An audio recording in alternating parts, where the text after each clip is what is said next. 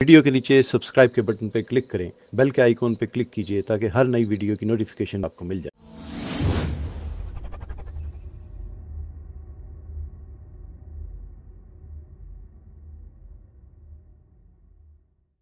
जिनको जरूरत नहीं है वो कुर्सी के बगैर नमाज अदा कर सकते हैं, फिर भी कुर्सी पर नमाज अदा कर रहे हैं, उनकी नमाज अदा नहीं होगी। कुर्सी पर नमाज पढ़ने वाला अच्छी तरह से समझे, उसका क़याम मुकम्मल नहीं होता, उसका रुकू मुकम्मल नहीं होता, उसका सजदा मुकम्मल नहीं होता। तरचीश मिस्तार करें, ठीक।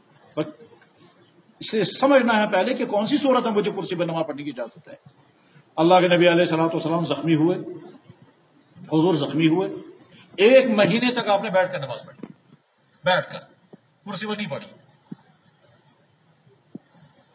खुलासा यह है कि जो आदमी खड़े होकर भी नमाज नहीं पढ़ सकता, जमीन पर बैठकर नमाज नहीं पढ़ सकता, जमीन पर बैठकर सजदा नहीं कर सकता, इस इंसान को कुर्सी पर बैठकर नमाज पढ़ने की इजाजत है। इस इंसान खड़ा ते हेकने नमाज पढ़े, इस इंसान जमीन पर बिहते हेकने नमाज पढ़े, इस इंसान जमीन पर बिहत सजदे हेकने करे, तो इस इंसान से इजाजत है कि कुर्सी पर नमाज अदा करे।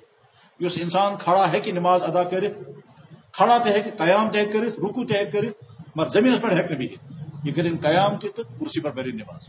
जो इंसान बैठकर नमाज पढ़ सकता है वो बैठकर नमाज अदा करे, कुर्सी पर न पढ़े। जो बैठकर जमीन पर बैठकर जो नमाज पढ़ सकता है वो जमीन पर बैठकर नमाज अदा करे, कुर्सी पर। लेकिन जिस इंसान न खड़ा, न सजद, न अतहियात, इन 3 चीजें जो नहीं कर सकता वो कुर्सी पर नमाज पढ़ेगा तो अदा हो जाएगा। अल्लाह ताला अमल की तौफीक अता फरमाए। व आखिर दावाना अल्हम्दुलिल्लाह। वीडियो के नीचे सब्सक्राइब के बटन पर क्लिक करें, बेल के आइकॉन पर क्लिक कीजिए ताकि हर नई वीडियो की नोटिफिकेशन आपको मिल जाए।